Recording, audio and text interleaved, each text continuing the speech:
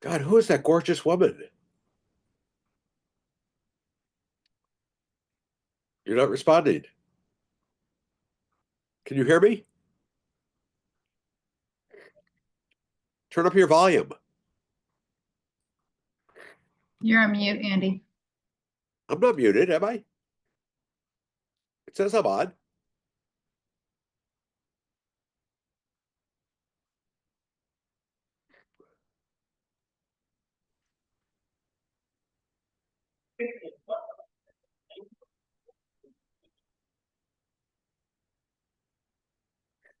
Can you hear me now?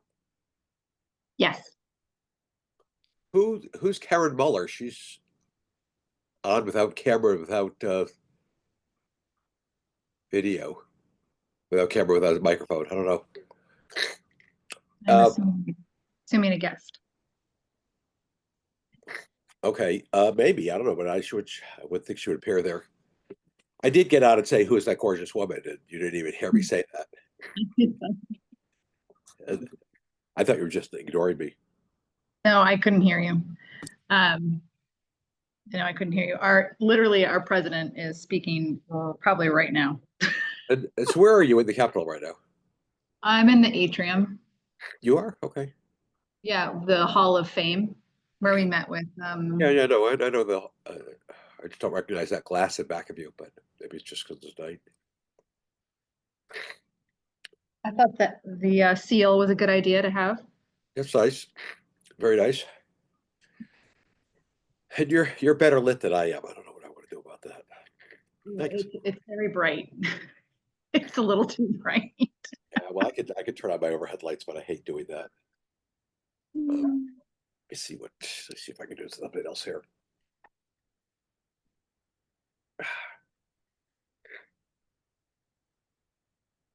That's okay. That's okay. Did you testify? How'd it go? Great. They asked me a question. About what?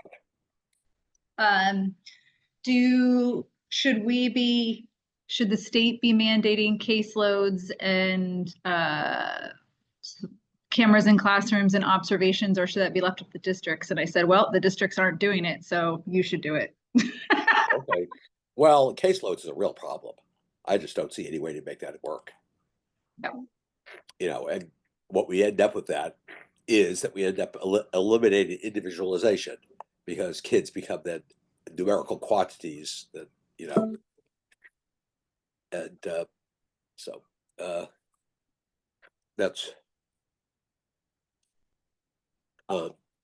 that's that's a tough one. Who asked you that? Was that our dear friend, the Ranking Republican?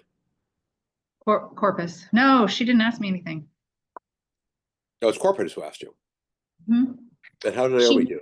She wanted to raise her hand when Naomi was speaking, but she didn't raise her hand in time. So she asked the question that she was going to ask Naomi and me at the same time. So Were you up there sitting with Naomi? no, I invited Naomi to come. Oh. Hi, yourself. Oh, hi. Hi, please mute yourself. Yeah. What did you say? To mute yourself. Mute. Oh, sorry. No. And I think you have the power to mute as the host. Yeah, except for I'm on someone's computer and it's very hard to use someone else's computer. Okay. But hang on, I will figure it out. Oh, she got it. Okay. And we are meeting for breakfast at 8:30 tomorrow morning? You tell me where. The restaurant in the hotel. The restaurant where? At my hotel? Okay. Yeah. I think it's just you and me because Naomi has PPT in the morning and John has to drive his wife to the airport. Okay. Pretty romantic. You and me. I think Naomi and I are going to dinner tonight, though. Who's going to dinner? Naomi and me. Oh, good. Good. This is just too much going on. We're busy. It's busy time. Let's see what's tomorrow. Caroline, we need to get clips of our speeches today and put it on the website and social media. She's texting me.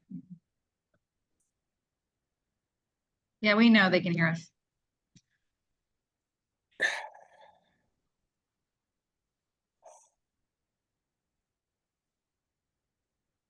those of you who are logging in, you should know that Andy, John, myself, and Naomi have been up at the Capitol, and there was a hearing today on several bills and the governor's budget, and so we were here advocating. We'll post on our social media and website so you can see. We'll be here again tomorrow, speaking to the Appropriations Committee, asking for more money for special education.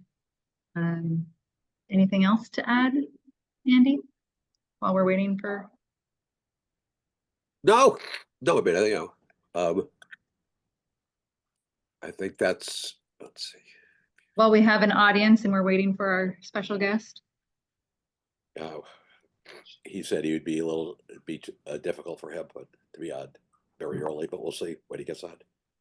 Yep, that's why I thought we should just give people updates. In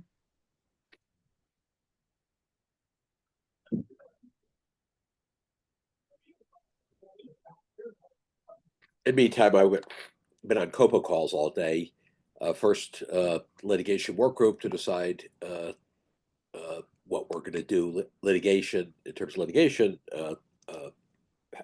particularly related to the apparent ending of Office of Civil Rights Services. Yeah. And then I just did a government affairs meeting of COPA where we talked about what is actually happening in Congress and what budget reconciliation looks like, what the continuing resolution looks like, and what the president's budget, which will be submitted on March 4th, looks like. Right.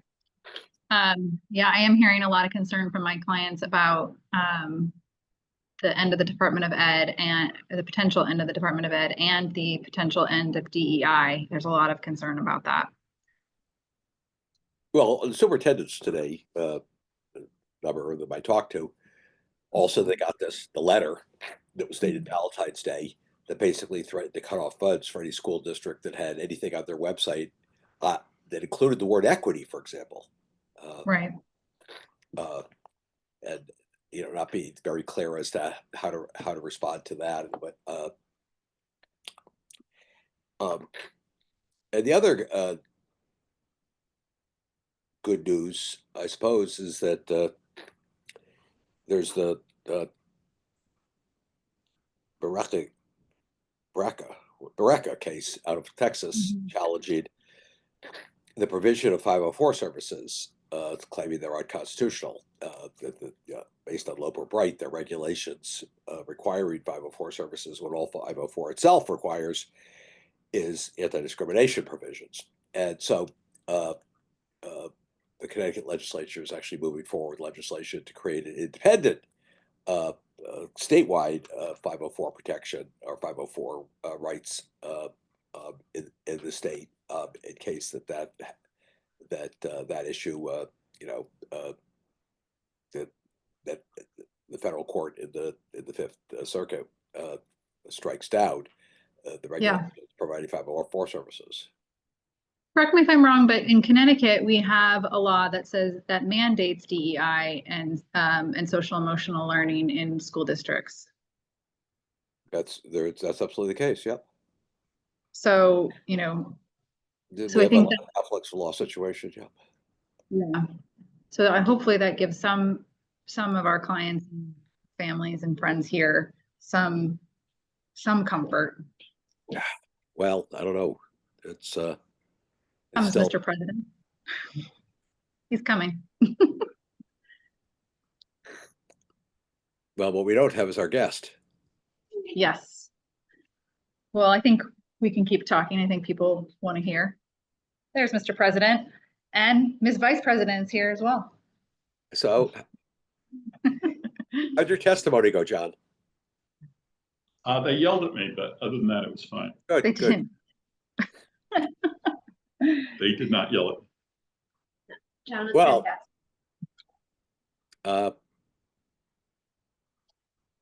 okay. Where is Mr. Mills? Let's see if I got anything from him.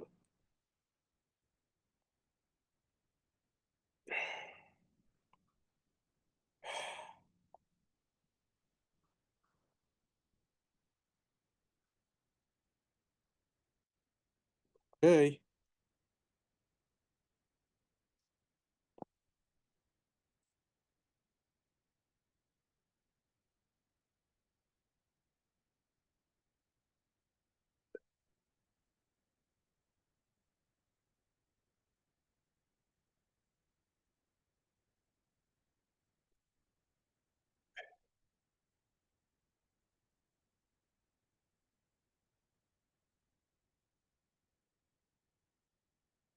You're muted, you know. I know. There I am. Sorry. You all could have had Stacy, but you got me. I finished my testimony in time.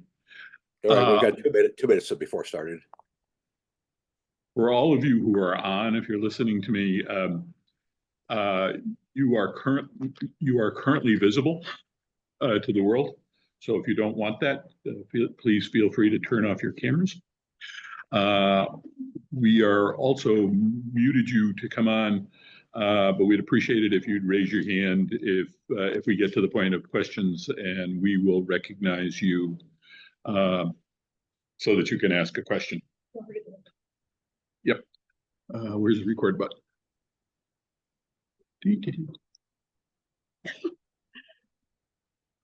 Okay. And as soon as Mr. Mills shows up, we will have a conversation. We were talking about DEI and the 504. We were just talking about everything. Okay. See ya. What? I don't know. Why don't you start with the introduction, John, and then hopefully Peter will show up. Sure. He's confirmed many times now, so you know. Yeah. And as soon as my phone gives me his bio, I will bring it up. We are. This is what happens when you leave someone of my generation in charge of technology. Please bear with me.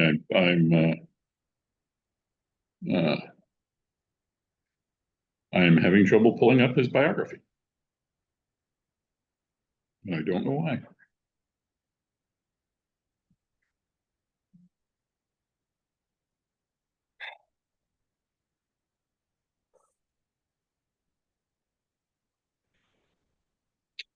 So, there we go.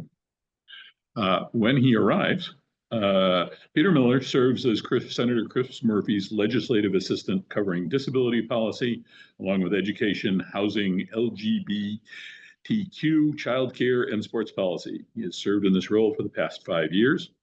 During this time, Peter has helped Senator Murphy champion various policies in support of people with disabilities, including annual appropriations push for increased funding for the DD Act programs and education, technology, media, materials program sponsoring, and building support for critical legislation prohibiting dangerous disciplinary practices in schools like restraint, seclusion, and corporal punishment, along with addressing over-reliance of police in schools, which disproportionately harm kids with disabilities, and securing billions in federal funding in the bipartisan Safer Communities Act to make our schools safer, along with billions in supplemental funding for IDEA and the American Rescue Plan Act. Peter is the proud product of Meriden Public Schools and a former 8th grade math teacher in Arkansas. And Peter's with us now. Excellent. Peter, are you there? There we go. Can you guys hear me? There you go. We can. Perfect. Yeah, good timing. Sorry I couldn't jump on a little bit earlier, but appreciate jumping in midway through the bio. Sorry for all the words in there. But it's always great to see everyone. Of course, CTC has long been one of my favorite groups to work with, and appreciate Andy and the whole team and you all taking the time this evening to talk, recognizing, of course, this is not this is a really tough time, to say the least. So we'll try to be as honest as possible, even when the honesty is often not what any of us want to hear. So just want to start by saying that, but also on a positive note, I reiterate just how much I and of course the senator really appreciate the work that CTC does and you all do every day to stand up for kids with disabilities and really make sure that as much as possible they get the services, supports, and just the general treatment that they deserve and are entitled to. So I happy to jump in wherever. Andy, I don't know how you guys want to kick things off here. I know Let me ask you some questions, Peter. Yeah. So, in the last month, you've been pretty bored, right? There hasn't been much going on. No, not really. Yeah. Let's distinguish very carefully between what we actually know and what we think we know Yes. about this. I guess we should start with the Department of Education. Yep. What's the story with? We knew there was an executive order that was going to come out a week ago Friday, and then apparently they decided to hold it off pending the confirmation of Secretary McMahon. Yeah. Which is just so y'all know, the Help Committee is marking up that nomination tomorrow morning. The senator will be voting no on that. He's been clear. But then at that point, it will very likely she'll move out of the committee and be voted on the floor as soon as next week. Sorry, cut in there, Andy, but just so everyone knows that. No, that's a question I was going to ask. There's just no doubt she's going to get confirmed. Yeah, I don't think so. I mean, to be honest with you, like when RFK, this is just my, to be also clear to folks, I know that this video is being recorded. I mean, I will be clear when I'm speaking from how the senator would talk here, but also a lot of what I'm going to say is from my own perspective. I think often those are very aligned, which is why I like working with Senator Murphy so much. But just to make that clear, especially since we have a lot of lawyers on this call, I think you guys recognize the importance of differentiating there. But to the actual question, yeah, I mean, I think to be totally honest, the RFK nomination was the one that was the biggest litmus test for whether Senate Republicans would vote against any of the nominees. I think Kash Patel is another one for FBI director. And they didn't, and I think very notably Cassidy, in our Help Committee nomination, voted to move him forward despite being very clear publicly and during our hearing on him about his rightful reservations about vaccine misinformation that RFK has long peddled. So let me ask about the Republicans. They've, with the exception of that great moral leader Mitch McConnell, they've voted for all these controversial nominations. Even Susan Collins, who has lots of concerns because she always has concerns. Does that mean that on things like reconciliation, on things like the Trump budget, we're expecting a solid Republican lineup, or do you think or is it your sense that there's going to be some more flexibility among some Republicans? That's interesting. I think there will. I think there's a lot. I mean, first, let's just be honest. It is a big risk for any Republican to stand against Trump, right? I mean, he has consolidated that party into a very undemocratic party, not just in the way that they act on an everyday basis, but also within their own elected positions. And so there's always gonna be a high bar, especially this term, way more, I think, than there was the first term, for any of them to vote against or otherwise cause problems for whatever Trump tweets out or has directed the congressional leaders to do on his behalf. So just to be very clear about that. Now, on policy, though, this is where I think it's interesting, and reconciliation is particularly interesting, because this is where the lack of cohesive, like there's a lot of their agenda that they're very cohesive on, I think mostly just breaking the government. But when it comes to actually passing policy, especially around tax cuts, they only are aligned on, it seems, on how big can they make the tax cuts for very, very wealthy people. But that also requires a lot of decisions on other budget issues and ones that are very politically unpopular, right? Like their efforts to go after Medicaid or go after, which we saw with the debacle when they shut the payment systems down, how quickly that can spin against them. And I think that those are the sorts of issues that you could see some real tension, some breaking. And all I know at this point, because and we had the same process during reconciliation when we were trying to, open schools back up and get everyone the services they needed and all the good stuff, like spending things to help people during the American Rescue Plan when that was through reconciliation. I mean, there's no reason that we had to share a single piece of information with Republicans. And that's the same, if not more so true this time around, because they are trying to pass very unpopular policies. Um, and so that's all to say, like, as best as I understand it, and the reporting has been fairly clear on this, they already don't seem aligned on strategy with reconciliation between the Senate and the House. For instance, the Senate is moving forward as soon as tomorrow to start the process on their budget bills. And they want to do that in two different bills, whereas the House wants to do it all in one big, beautiful bill because that's what Trump wants and that's what he has said.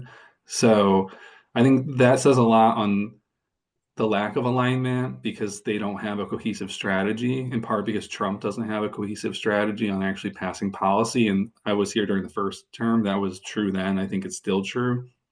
He can get information from somebody, either from Twitter or from somewhere else that day, and then adjust a strategy or policy in real time in a way that he doesn't even recognize the ramifications for the process and the kind of sensitive negotiations that members are doing in their caucus in real time as well. So I think, not to get too long on that answer, but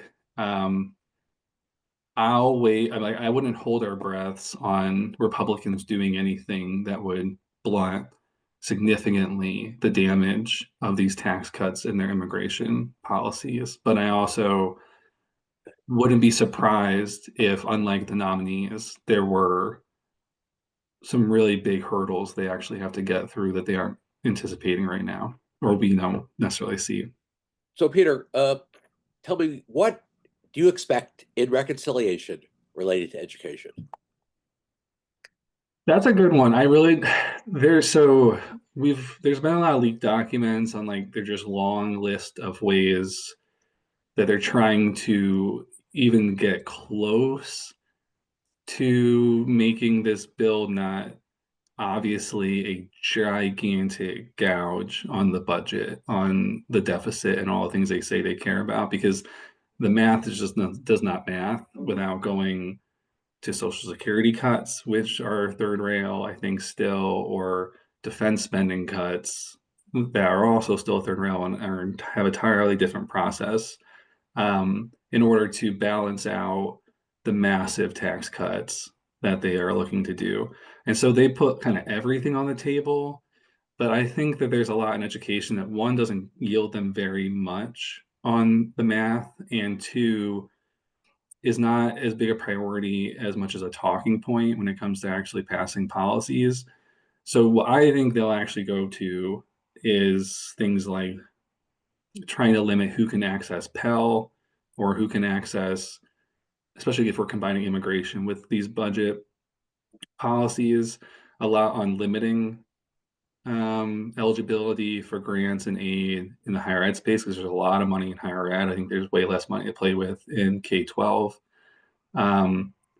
Certainly rolling back every Biden thing they possibly can, whether that's, different things on ways you pay off your student loans, or ending public service loan forgiveness outright or something.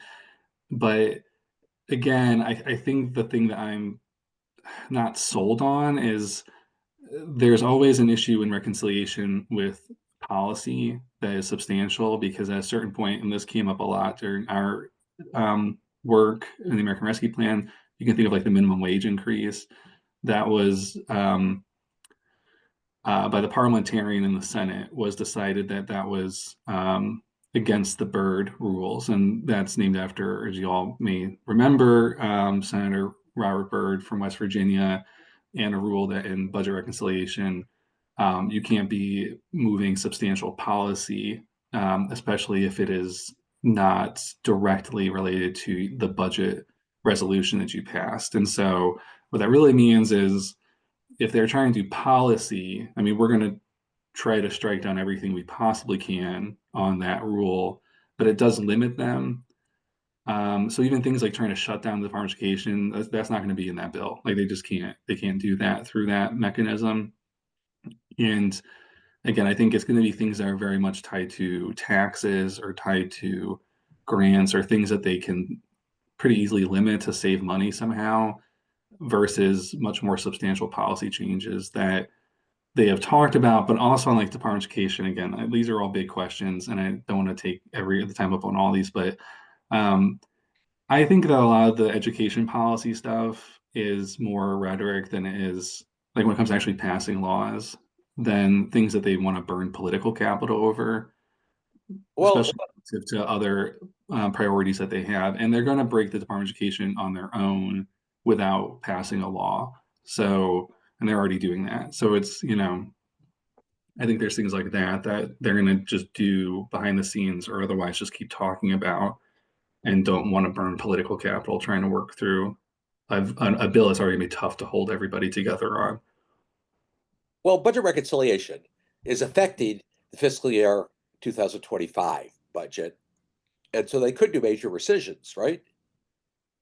Yeah, I mean, we're still on a continuing resolution for FY25. So, They could zero fund the Office of Civil Rights in the Department of Education in budget reconciliation, right? For the rest of the year. yes. Yeah, I have to remember on the semantics on because it can go multiple years. I mean, like when we did the American Rescue Plan, it was paying out over several years. So it just depends on what they actually put forward. And this is part of it too. We haven't seen the text yet, and the text has a lot on kind of what the numbers are they're looking for under each in our world committees, but that really goes directly to agencies. So like they give help instructions, the Health, Education, Labor, and Pensions Committee. Like when we did this, it was you have this much money for help committee to work through kind of on these different issues. And this is a lot more straightforward because most of it's just tax cuts and spending decisions. So they could try to, Andy. That's the short answer. It's still, again, I just am skeptical on how much interest there is in their caucus to focus on some things like that. I mean, zeroing out, they could go for it. I think they probably will, but also just being frank in the way they're going to run that department. The OCR is basically not going to do anything anyway, even if they have a budget. No, they're looking at anti-Semitism and people attacking anti-woke people. Those are the two priorities of OCR now. Right, and trying to move forward rules around sexual assault on campuses that make it easier for assaulters to get off on it. Okay, so let's return to the Department of Education. Yeah. It's your view that they're not going to waste the political capital trying to eliminate it legislatively because they can eliminate it just as well bureaucratically. Yes, that's correct. And they're already doing that. And so I guess, the one power that Congress has is the power of the purse. And by doing that, the administration is stripping Congress of that power of the purse. Aren't there some Republican senators who are at least somewhat concerned about retaining some power in their position? I think so, but you can see so already because they've already been testing that, right? And I want to be clear, like Senator Murphy in our office really has made a decision since day one to not kind of wait for this crisis to develop, this constitutional crisis develop until it's full blown, but to be, even if it feels like crying wolf, because this really isn't in this case. I think first term we did a little bit of that too much. That's just me saying that, but I do think there were mistakes made in the first term. But this time, yeah, like they are making very serious inroads by freezing funds that have been appropriated to try to get to courts and try to get to a resolution where, to your point, Andy, they either get the allowance by the courts that they can just do what they want with appropriations that we have decided, or two, they get to a decision that they go, you can't do this. And they kind of did with USAID recently. If you follow the news today, the court said you have to start that back up. And they're like, no, we disagree actually still, and we're not going to do that. And so like, what do you do there? And they've been pretty clear that they see Andrew Jackson as a model, who obviously very famously said, you and who are me, basically, to the courts. And so that's where, to your point, Andy, like, Congress does have a role if Republicans if just a few Republicans, frankly, want to jam up policy or agendas that President Trump wants to push forward. But outside of that, it's, if they don't want to your point, Andy, congressional Republicans don't want to maintain their own authority or power in a long-term sense and just roll over for Trump. I mean, that's what the next 2 years are going to look like. And then it's Now, rebuilding and figuring out what we do if we can win midterm elections, and how do we, go from there. And of course, we're trying to minimize the harm. That's, to be honest with you all, like that's the goal right now. But that also requires a Democratic caucus that is aligned on strategy, which I will just say we are not. And that doesn't mean we won't get there, but it's urgent. And I think there's just a lot of differing views on how to address the seriousness of these crises that they're going out their way to make. And anyway, not to get too into that, but there's a role Democrats clearly have to play that I know people rightfully are wondering where it is and why it's taking so long. And I'll just share that's, our office, Senator Murphy, I think are pretty clear that we're taking it urgently and hoping that we can get more of our friends in the caucus to have the same urgency. well, the debate in the caucus, it appears to me, is between those who say, hell no, we're going to stand in the way of everything. We're going to vote no on everything. And those who say, well, we ought to at least work with them and try to minimize the damage. And so tell me where Senator Murphy is on that debate. Well, I don't think those are mutually exclusive. I think it's just like we have to use whatever leverage we can find.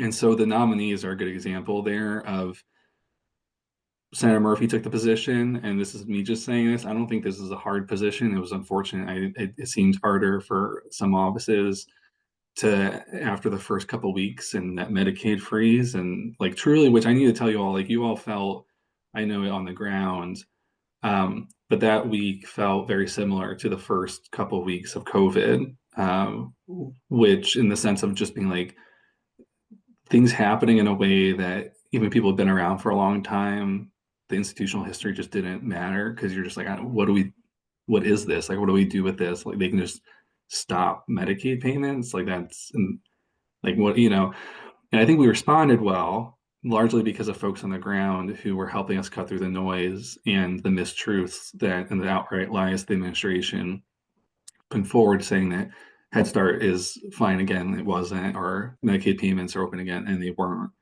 And we have to expect, of course, that they'll lie consistently. And I only bring up that example to say, I think there's still some scrambling, clearly, by the caucus on how do you respond to these very often unprecedented ways that the administration is behaving. And I think it made a lot of sense to us right away to just say, regardless of the nominee, I mean, this is one of our clear leverage points as the Senate to say, I mean, we'll seriously consider these nominees if they are worth considering, if you stop, stomping over Article 1 of the Constitution. But that wasn't shared across the board. Now, I think at a certain point, you can look at the votes. A lot of the nominees did start getting almost the entire Democratic caucus voting no on those lines. But, frankly, I think it took a little bit too long to get to that point. Now, Senator Murphy voted no on everybody except Rubio. Is that correct? That's correct. Yeah. Yeah. And that's in part because of the timing of Rubio was before, if I'm remembering, because everything's been happening so fast, was before I think everything was spinning out, because that was the first one. And, I'm not a policy guy, so I don't want to speak beyond my portfolio. Well, and that's back when Rubio was actually for protecting Ukraine. Right. Yeah, it's, so But yes, the rest were all no's. And again, Linda McMahon is a clear no. So for tell us. me, this may be unfair to ask you, but how is Senator Murphy dealing with his powerlessness in this situation? No, I think that's a fair question. Because that's mostly what we try to think about every day. I think one thing is realizing that the way we think about our power has to be different.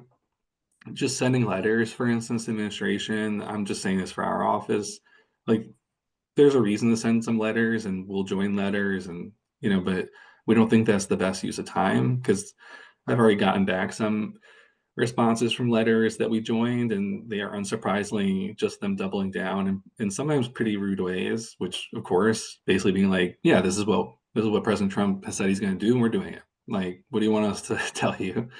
Uh, and so it is just like, okay, so sending sternly worded, highly cited letters, is that really the best use of our time? I don't think so. The senator doesn't think so. So is the better use of our time more comms and trying to cut through the noise, try to like put out more TikTok videos? I mean, stuff like that. I know it sounds kind of silly, but is a big part of this, which is that they are also trying to flood the zone, is what we say, right? Where they're just trying to do a whole bunch of things at once. So everyone is very confused and just goes, well, he's at least doing something, and doesn't really recognize the harm before it's too late. And so should we be spending our time more on that? Is that a better use of power since people trust us and trust the senator's voice? And we think yes, we think that's one thing. Another big part of it is like, should we be spending our time trying to organize people at the state and local level and more broadly now for, the types of protests and organizing actions that we're going to very likely need sooner rather than later, and we don't want to be on our back foot when that happens? Probably that also seems more use of time. So Andy, the answer is more like recognizing that business as usual, one, is part of how we got here, and two, doesn't really serve the purpose of how we leverage the power of his office and his role as a senator, and particularly senator who is high profile and has a big reach, um, along with the chances we have, like in the nomination votes, or the hearings that we have on nominees, or when we have this budget reconciliation, we already have tons of amendments lined up that are, going to try to get them to do tough votes that we can call them out on, like they did to us. I mean, just it's more of trying to think more strategically about how we spend our time in our day to day than I think we have in the past. Well, and it's also a long-term proposition. I mean, Trump is at the peak of his popularity right now, presumably. At least Probably. that's been true for every Yeah, president. and even still, he is more disapproval than approval, to be clear. And again, he didn't even get 50% of the vote. So I think something that has to be clear to people on this call and across the board, and we're trying to make it a lot more clear to people, is like a good example are these EOs on like DEI, right? I mean, it's purposefully general and vague and meaningless because they sent out, their dear colleague, really dark dear colleague, Department of Education, the acting secretary just did, giving all K-12 schools, you all may know, and colleges a 2-week deadline to basically get rid of everything that could be DEI. That's Well, two obviously, things about that. One, it was sent on Valentine's Day, and two, yeah. it said we would consider any use of the word equity on your website to be to be DEI that we'll defund you for. Right. And again, like what they really want to do there is to this is what fascist governments do, right? They know they can't actually police everybody, at least at first, and so they try to act in ways that make people compliant before they have to be compliant and to acquiesce preemptively.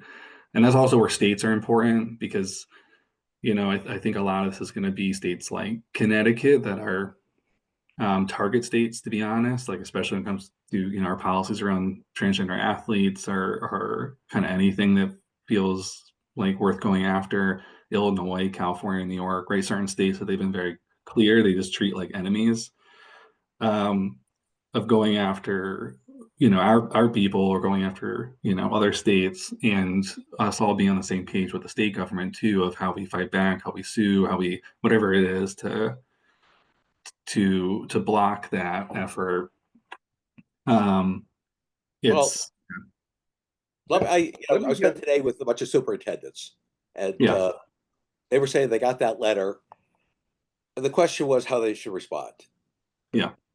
What's your answer to that? How should the superintendent of a I think public school system respond to that letter? Look, personally, I think they should keep doing what they're doing. Like, it's just like the worst thing you can do right now is I personally think, and I think Senator would probably agree, is without any legal decisions being made, these EOs, if you read them, having very flimsy legal premise, and knowing that they're going to shut things off just cause anyway, without any rhyme or reason. Like, if they're gonna come after you, they're gonna come after you. Like, you can take all the things down if you want.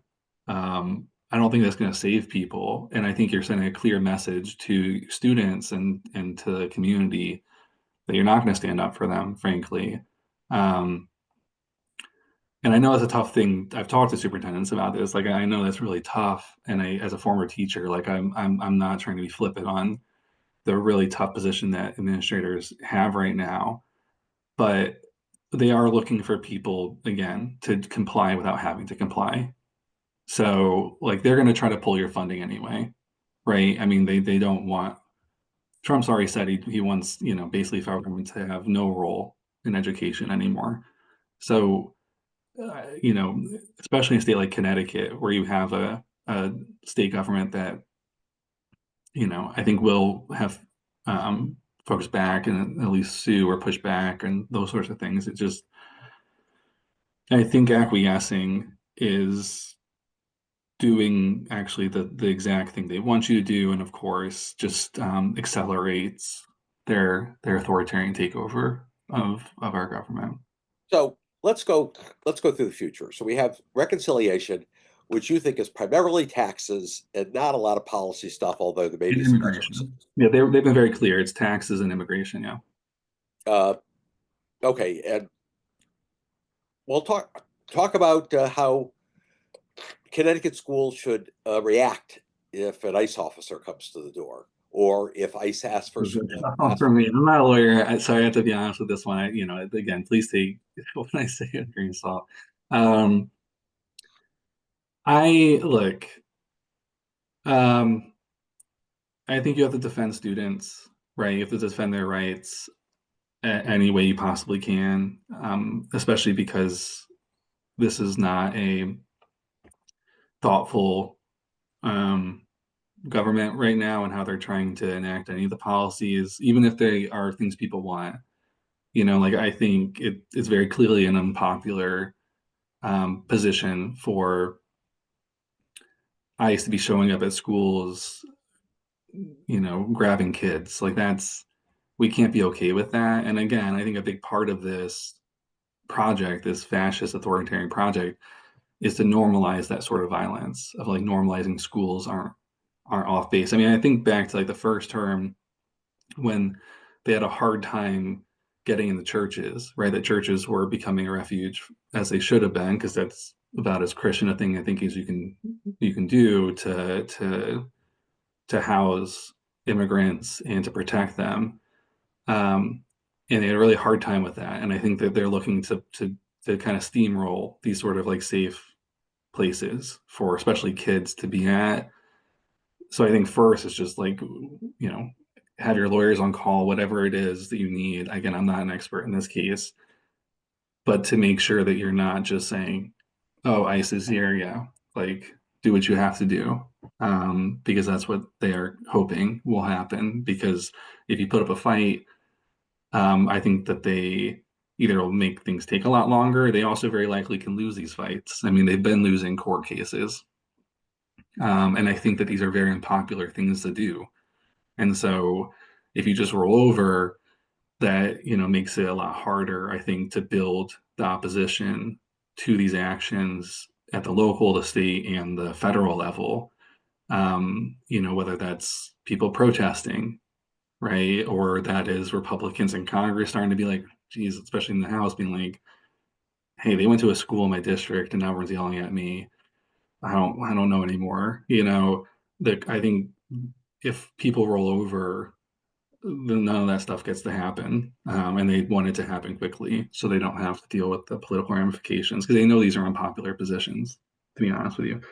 So that's my political like piece. I'm not a lawyer.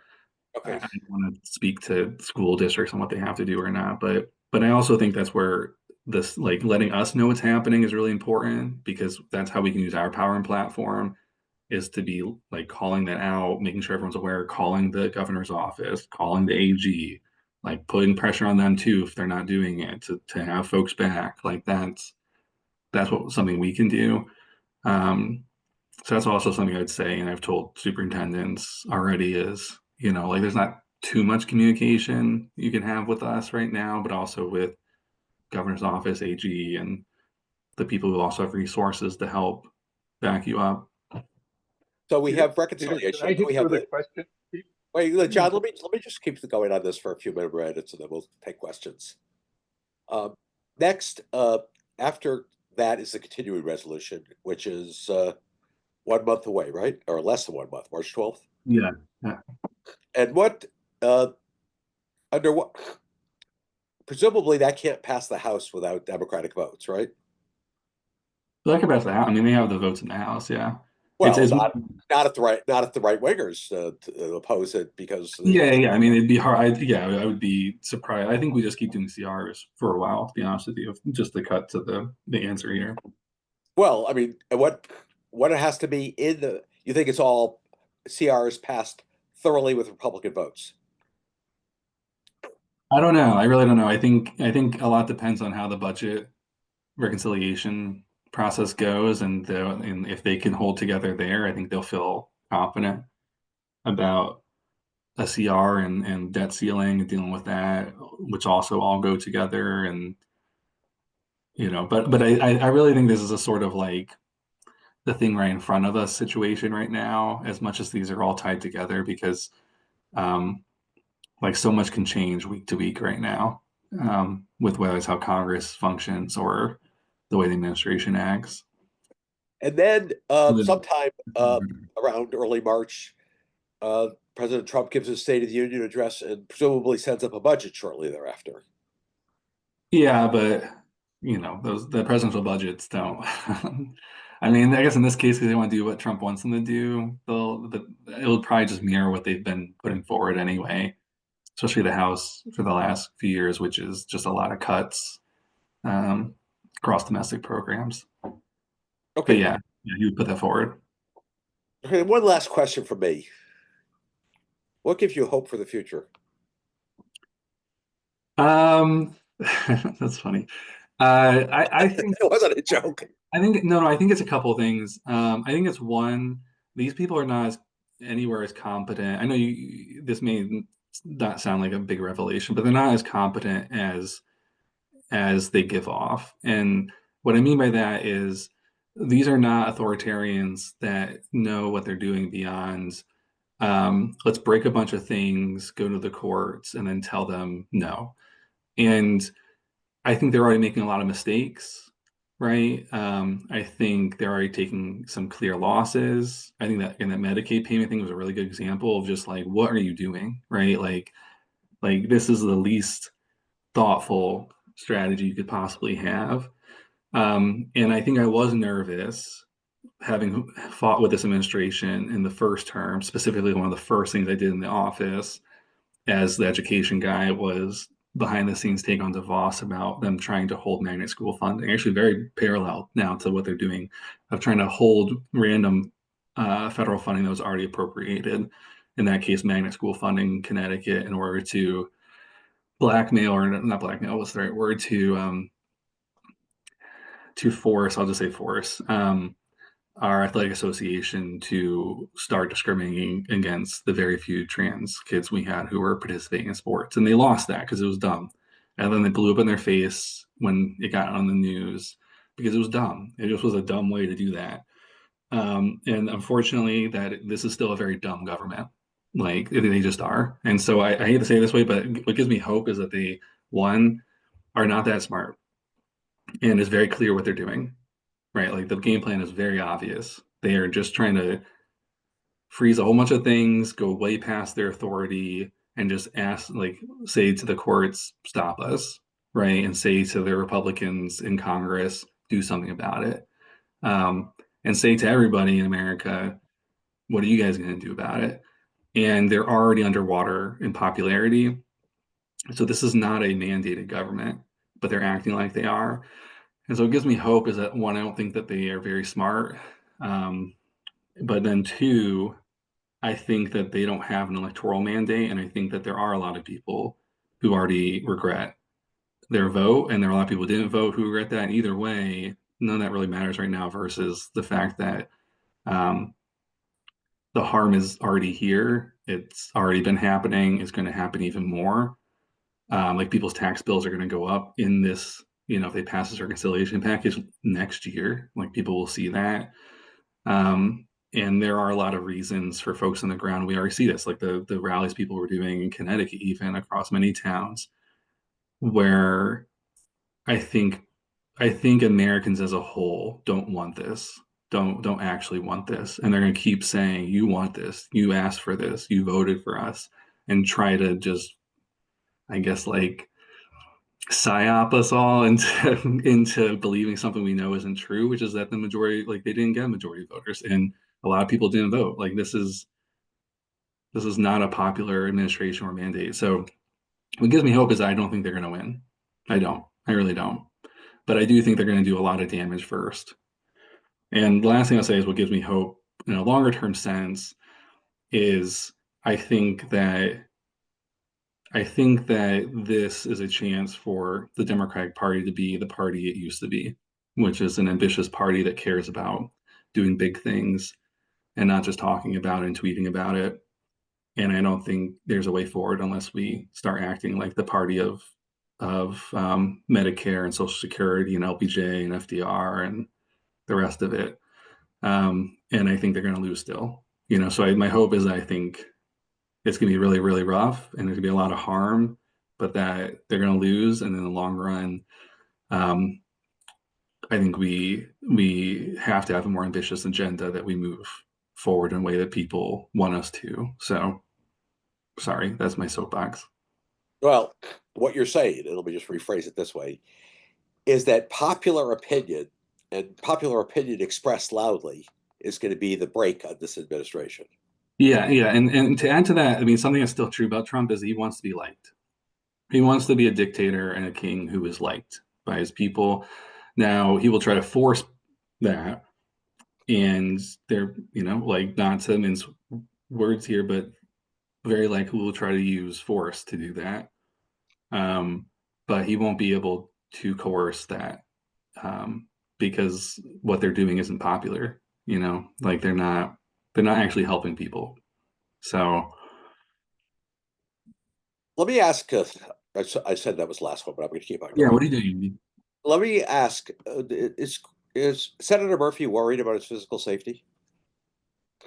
I don't think I've talked to him directly about that. I mean, I don't think about it day to day because we've been through a lot at this point. And I don't think it's helpful to. But I don't know. I really don't. I don't know. I know he's talked about it before. I mean, we have been getting more unnerving calls in our office. I think again, the point of that stuff though is to scare people into doing what they want without, having to. I don't think that they're real, but I don't know. But I have not talked to him directly about that, so I don't know. Okay, what have you said tonight that he would be upset about? I don't think anything. Okay, good. Yeah. John, you have questions? Yes, I've got a couple. One is one viewer asked, "What can be done to help maintain the control over these things within the state government, so that Connecticut doesn't fall by the wayside with what he's suggesting?" Before I answer, can we get a little more specific on what we mean by that, if possible?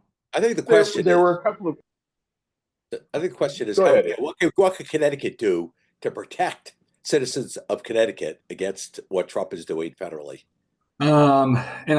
Okay, my answer is not in a way saying they're not doing these things. To be honest, like it's like drinking from water hose already. So they probably are doing a lot of this. I'm just saying, what I've heard would be helpful, especially in schools, is I think there has to be a very cohesive and consistent communication from the state government about what they're going to do when XYZ happens, how they're going to have folks back, like that. That I think is most important, because I know several states were very proactive in that way, and I'm not sure if that's how folks feel right now in Connecticut. So that'd be first. I feel like I'm missing a part of my answer here, or even a part of the question. But again, I think the more that folks are unified and communicate and work together, like that's most of this. And that actually does get back to, I think, a broader political point that Senator Murphy has been making for at least a year and a half now, which is, I think, a big part of how, and this is what he would say too, our politics has gone to the place it has, is because we have become very separated from each other, whether through technology or through just general policies or the way our government functions or our politics in general. Um, we have not been in community with each other the way I think we often have been in the past, or in a way that we build trust and relationships with each other. And authoritarianism and fascism works best when we distrust each other, when we don't think that we have each other's backs, and when we are afraid to stand up because we think we'll be the only person doing it. And so I think also at a local level, grassroots level, like people are already doing this, and it's really encouraging. But to get back to what Connecticut can do, and state government and local governments and just the people, it's keeping everyone's chin up and not saying yes to stuff, and working together and talking to each other and organizing together, even if it's just small things right now, just whatever it is that builds those tethers to each other, because they're going to want to separate everybody and get us all at each other's throats and not trusting each other. And that's a big part of the project. So Thanks. A largely separate question, and you'll not be surprised that there are a number of lawyers on this meeting. One was, how many judicial openings are you aware of, and what steps are going to be taken to address that? that's a great question. I am not our counsel. That is not my portfolio area. I have enough on my plate trying to defend education, which is my main thing. But I do know we were very active the last, while we had power, even at the last week or two, of still confirming nominees. And they have the votes to do that on their end now. But I think in a long-term sense, that's not going to, like in a shorter-term sense, that's not going to matter as much as all the vacancies we filled the last couple of years, where hopefully some of these cases will, of course, get to those courts. They're going to try to get a lot of their cases into the courts that have appointees they put in during the first Trump term, which, just, to be frank, like you've seen this with Eileen Cannon and some folks, but I mean, they are very unqualified judges, and that does make me nervous, because I do remember my first 2 years on the Hill with Senator Murphy. It was every week we'd have our, Monday, like, here's what's up for the week, and it was always just judges, and they'd go through like little summaries of these judges, and you're like, that person just left law school and they're about to become a federal judge. Like, that's truly what it looked like. So that's the best I can probably answer that. As I do know we were very aggressive in filling a lot of seats. I don't remember off the top of my head if we, were better than Trump's first term, but Yeah, you are. Biden did fill more vacancies. But let me just be clear. All nominations now are just majority votes in the Senate. There's no cloture on any nominee for any court or any executive branch appointment, right? That's correct. Because we blew up that part of the filibuster. I can't remember the exact point. You guys are testing my history right now. But yes, essentially they can just fill in vacancies. As like, there still are time constraints. Like, you still have to, do the process, but they can move as many as they want. So let me hit you with another question from a participant. Is anything that can be happening going to adversely impact a student's ability to get FAPE under IDEA?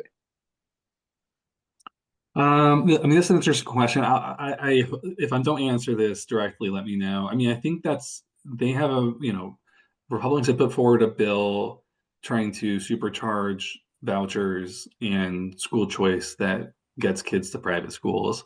And Linda McMahon has been very clear that's a big priority for Trump. That's a big priority for them. I mean, we all know that very clearly and very simply, you lose your federal rights under IDA and Section 504 when you take a voucher to a private school that is, not relying on direct federal funds.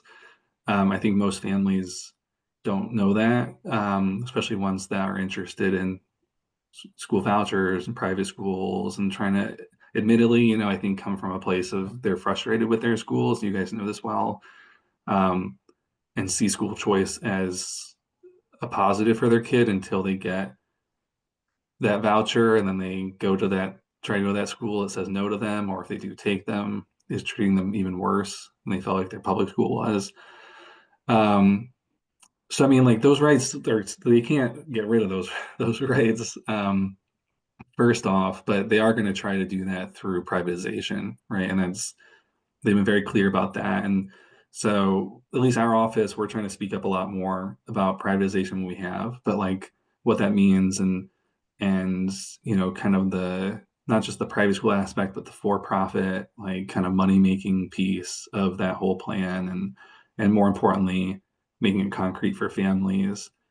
Even if you're frustrated with your public school, the like the worst thing to do for your kid is to go along with these sort of programs. Now in Connecticut, these programs don't exist really, so I don't know that it's a direct issue for you all, but also I feel like I'm sounding kind of dumb. Let me ask more specifically. Have you heard any Republican talk about abolishing the IDEA? No, no, no, not in any seriousness. That's not something.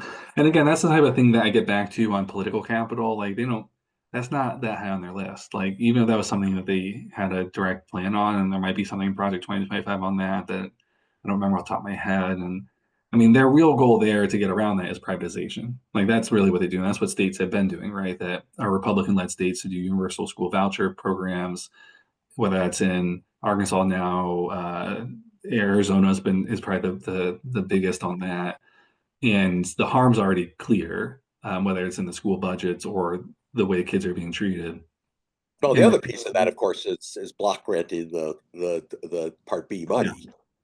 right, but they would have to pass that, right? And they've said they want to do that. That's the type of thing again that I just don't see how that rises very high up on their list, because you all know that funding is very important. I'm not going to act like that's not, but that is a drop in the bucket on what they really want to go after, which is Social Security, or Medicaid, Medicare, those sorts of things. And I don't know how they have the political capital to do any of these things when they have only a 3-vote majority in the Senate and 3 or 4 in the entire House. Like that's I don't see that happening. But on the other hand, the current theory is that IDA is a spending statute, and that to get money for your state to get money, you have to agree to comply with the provisions of the IDEA.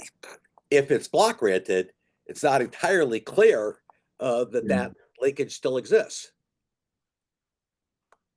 Yeah, I mean, you guys would know better there, I think, than me. But again, I don't. My knowledge is on the legislative side. Unless I don't think they could even do that in the way they're doing things right now, just like cutting funding off or whatever. I mean, that's such a big shift in how they would even operate and in putting money forward. I don't see how that's something they can do without the buy-in from Congress. They just decide tomorrow, you're just block granting it to y'all like that. But I don't want to sound foolish, and like a year from now, that's something we're facing. But that would be highly illegal, of course. But again, back to my original point, they don't seem to be super concerned right now about what's illegal or not. John? I just don't think One more, it's que- muster, and I one don't more know question, and then that much about. one of our viewers asked, a number of AGs have filed suit to eliminate Section 504 of the Rehabilitation Act. Do you know of any traction for that? Not in Congress, no. No, and like if they wanted to, when it came to actually passing a law there, they'd have to first get it through the health committee, which is not happening. Like I'm just telling you, like as much as Cassidy rolled over on the nominees, that man is not rolling over on IDA. I can just promise you that. Unless Trump himself was like, which again, this scenario makes no sense to me on political capital. Goes, we will primary you and destroy your life if you don't get rid of 504 like that. You know what I mean? So, but this gets back to like the real damage and how they're going to do this is through or like weaken these rights is just by not enforcing them. Like you're not going to see a Department of Education that's going to do anything if you look to them for any help. So that's where you're going to have to just not that OCR has been funded well or really has been able to do a lot of good work on a lot of things for a while in education, civil rights, but um, you aren't going to have a federal agency that's going to do anything to help you. And so we have to communicate what that looks like and why that's so dangerous. And that gets back to the point of like communicating why the Department of Education was even created and why it's dangerous for them to say, like Linda McMahon often says, oh, we'll just move, those aspects to DOJ. We'll just have the Department of Justice do that. And you're like, that's not, that's not how that works. And it is very clearly written in law that is the responsibility of the Department of Education to do that. And OCR is written into law too. So it's, most of the functions of that department are very clearly in statute. So it's not just something you can say this doesn't exist anymore, but it's just your claims to OCR as if they were, kind of handled in any sort of speed before because it's been so underfunded just won't be. You can expect they won't do anything if you send something to them. Well, let me ask that question. The argument on the other side is that IDA passed 6 years before the Department of Education was created, and so the IDA existed before there was a Department of Education, with the education functions being in the old AGW, the law enforcement functions being in the in justice, and the distribution of money being out of Treasury. What's the problem with going back to that model? I mean, this is where it's tough when we're trying to explain why education is so important, in part because it hasn't been as effective, I think, for people as they would hope it to be. But that's also because of legislative efforts to underfund it or to make sure it doesn't work well. I think for us, especially when we do a lot of work on like school discipline and recognize how important it is that you have an agency that has a very specific education expertise. We think that's still valuable. I think that's the main thing for us, to be honest. It's a really good question. I think we should have a better answer on. But it's that we think the Department of Education is a good idea, at least on the sense of having a very clear place to go to as a federal agency for students and families when they feel like their local and state governments aren't listening to them or doing right by them in a way that they need them to be. I think it becomes a lot more muddled and tough for especially students and families to understand and figure out when there's different agencies and different places they're supposed to go depending on, especially with disability policy, right, where it was often included as a healthcare piece. And I don't know, if you guys have a good argument why it shouldn't be, I'm open to it. But I think our sense is That education is different than medical, and that the it medical is. model Yeah, doesn't and, make any and you sense. guys know this better, but I've often heard, and my own understanding of the history here is there is also a dark history, right, of treating disability as a purely healthcare Right. piece. And I'm not going to put it past the fact that there are Republicans that probably think institutions weren't a bad thing, right? And maybe we should bring them back. So I know that slippery slope feels pretty slippery. So I hate to do this, but I'm afraid we are reaching the end of our hour. And I want to thank you so much, Peter, for doing this. It was tremendously informative, and I think the folks who are listening picked up a great deal. We look forward to working with you in the future. Yeah. And thank you very much. Let me close with a shameless plug for SEEK. Today was the first hearing of the Education Committee, and we had a full roster up in Hartford helping to make sure that your rights here in the state of Connecticut are properly protected. We are a volunteer organization and none of us are getting paid to be up here, but there are costs. So we encourage you to support SEEK with your donations. You can find a way on our website. And next week, we will have our own Julie Swanson talking about the new autism identification guidelines. And we invite you to see that next Thursday at 7 o'clock. Again, thank you, everybody. It was a great session. And thank you so much, Peter and Andy. Thank you Have all. a good evening. Good night, Peter. All right, good night.